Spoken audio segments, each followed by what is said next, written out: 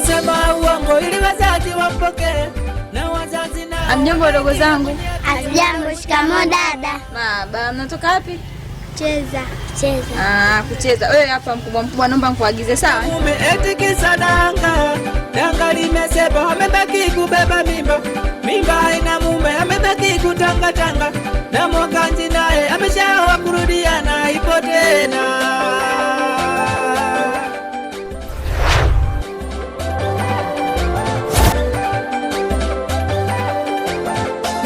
Ameacha mume eti kisa danga limesema amebaki kubeba mimba. Mimba haina mume amebaki kutanga. Na Mwakanzi naye ameshaoa kurudiana ipo tena.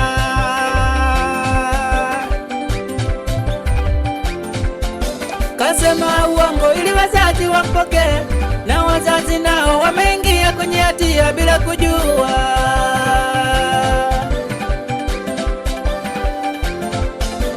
Ameacha mume eti kisa danga limesema amebaki kubeba mimba. Mimba haina mume amebaki kutanga. Na Mwakanzi naye ameshaoa kurudia. Nitaanzaje kulea mimba sio na baba? Kwa sasa sina budi kuanza upya tu.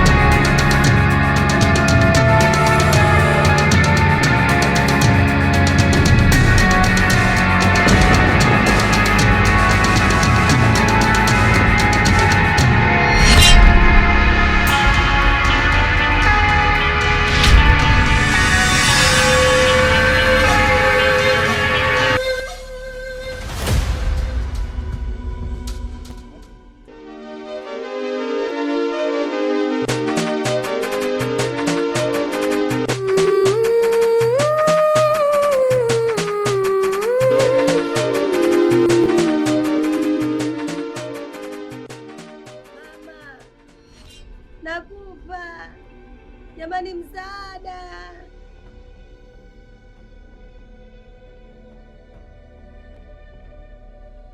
Msaada jamani!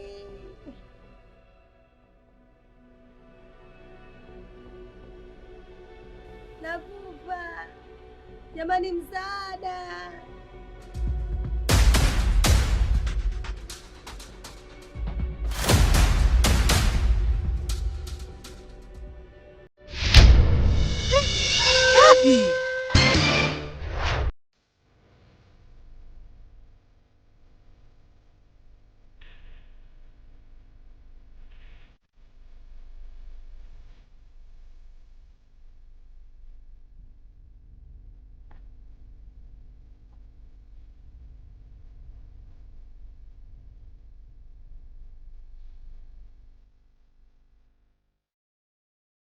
Mama wetu vipi? Twende tukasaidie mwanangu. Kuna nini tena huko? Mwanangu, twende tukasaidie.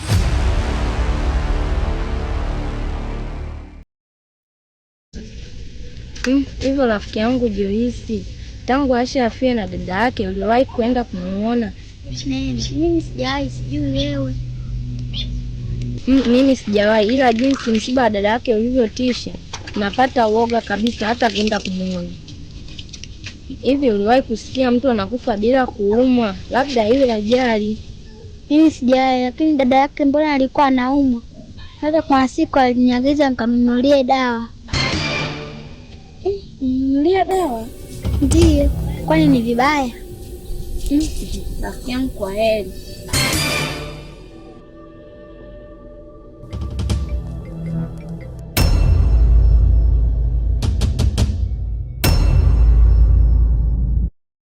Sasa kumwambia nimeenda kumnunulia dawa anaondoka na maana gani?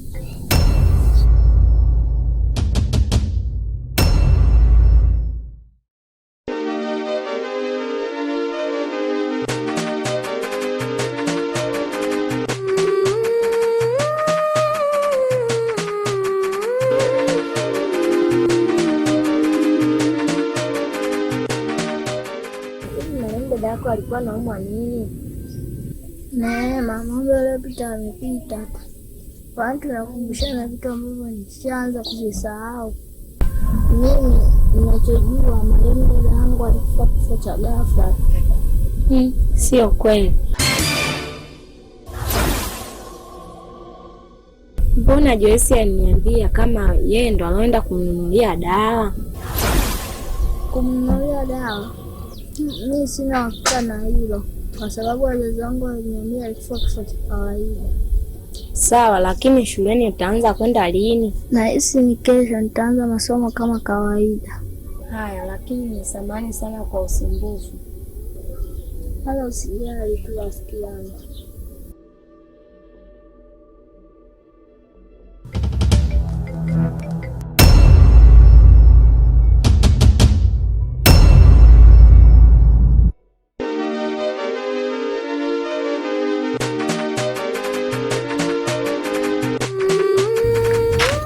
Mama. Asha. Vipi jamani mwanangu, nataka kuniua na pressure, kuna nini? Mama, mbona mniambia dada yangu alikufa kifo cha kawaida? Niona Neema kaniambia Joyce alinunulia dawa. Unasemaje Asha? Ndio mama. Una uhakika na hilo jambo? Ndio. Mambo yote kaniambia Neema nilivyoenda kucheza kwao. Hili jambo usimwambie mtu yeyote, iwe siri yako. Iwe siri yangu? Una maana gani mama? Hili jambo tulijue sisi tu. Haya mama, sawa. Haya mwanangu, umekuja muda mwafaka, ingia ndani, uandae sufuria tubandike ugali hapa. Haya mama, sawa.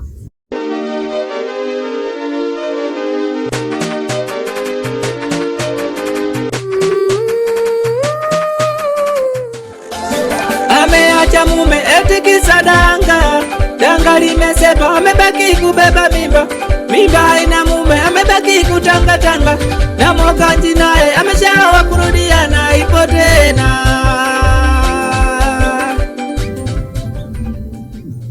Meo? Umerudi?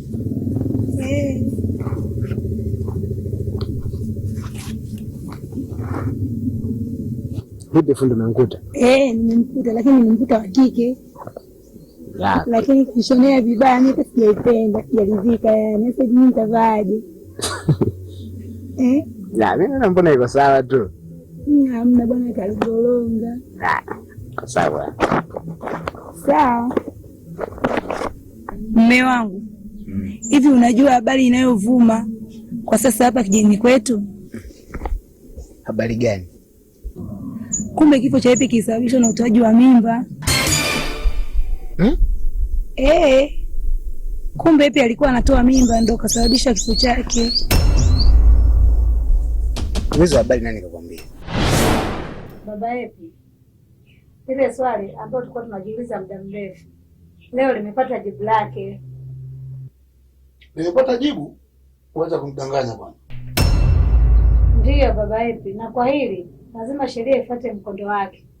Siku zote tulikuwa tunajiuliza hili swala. Kumbe siku na mtoto bwana alienda kumnunulia dawa mtoto wetu ili kutoa mimba. Na mtoto mwenyewe ni Joyce. Joyce? Ndiyo mume wangu. Joyce huyo unamfahamu mimi? Nimekuta tu watu wanazungumzia hapo mitaani. Sasa mimi sijasikia habari hizo. Lakini sasa tuachane naye. Sasa mgango tunakula nini? Mimi naona tayari kama njaa. Sijui. Sasa wewe ndio baba wa mipango, unaipanga hapa nyumbani tule nini? Sawa na mke wangu. Tutapika kilichokuwemo, tuishi nacho. Ndiyo. Sasa nataka nimtafute Joyce ili anieleze ilikuwaje. Mke wangu, fanya haraka. Joyce atafutwe, atusaidie upelelezi juu ya hili. Jambo hili lisende kwa haraka. Hilo ni kimya kimya.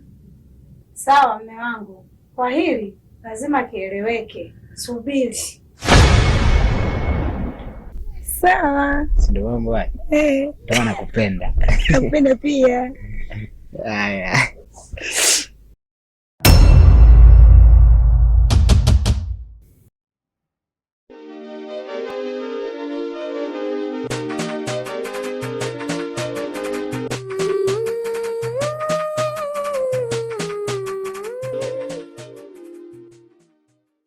Mama Epi, kwa unatupeleka wapi huko? Kwa nini usiongea hapo Aisha? Joyce, kwa umefanya nini huko? Naenda kuyajua huko. Twendeni bwana, kwanza mnanichelewesha hapa. Mama, mbona mimi sijafanya kitu chochote? Okay. Kumbe inasadikika kifo cha Mariam Epi kilisababishwa na utoaji wa mimba. Maana mtaani kwetu habari inayovuma ndio hiyo mzee. Ilisababishwa na utoaji wa mimba? Lakini leo utakuwa umechangia kwa asilimia kubwa sana Morgan. Kwa sababu wewe ungemrudia haya yote asingetokea. Haya sasa wewe fikiria wao wazazi wako watakuweka kwenye kundi gani?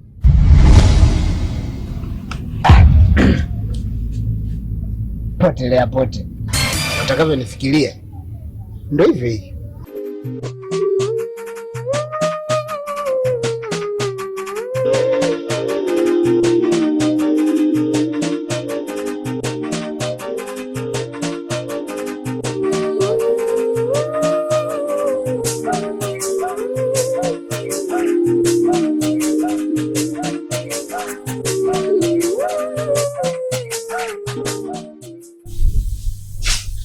Habari yako?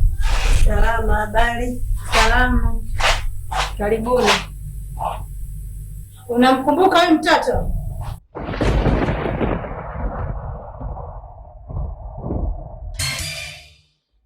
Huyu mtoto namkumbuka, siku 5 zilizopita nilimuuzia dawa. Alisema anaenda kutibu ugonjwa gani? Maana mimi nilijishusha sana. Lakini hawakutaka kunielewa.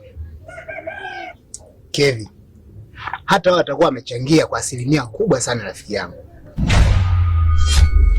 Na hii ndio maana sahihi ya wazazi kusikiliza watoto wao pande zote mbili pindi watakapokuwa na mifarakano.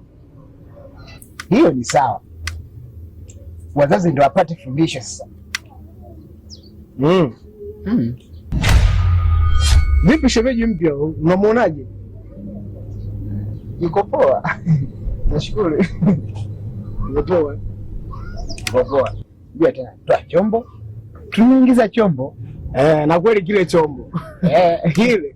Kile chombo. Na wewe sasa? Mimi bado nipo kwanza. Maisha yenyewe magumu hivi. Mama Neema. Achana naye Mama Neema. Kamchukue mzee. Au si? Kama kawaida. Na maisha yalikuwa magumu hivi. Umri unazidi kwenda kazee. Ndio kwanza miaka 22 hapa sijajipata bado. Wewe unazidi. Sasa 22 wakati watu wanachukua na miaka 18. Wewe si mkubwa kabisa. Shapata shemeji mpya.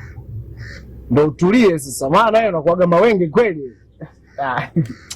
Umezinga. Mbona hata yule kwani aliondoka? Mbona ni mwenyewe tu, afu mimi sinaga hata hizo mzee. Mimi nishaachana na hayo mambo. Je, sasa hivi nimetulia. Ndio utulie kweli sasa. Mwani, wewe nimetulia. Basi sasa nimetulia, mimi naangalia mambo mengineyo. Au si? Yeye alisema kwamba ameagizwa na mdada mmoja. Kamwandikia kama ni dozi ya mtu mzima. Kwani kuna tatizo gani mama? Kuanzia leo wewe ndio muuaji namba 1 wa mauaji ya mwanangu Epi. Unasema?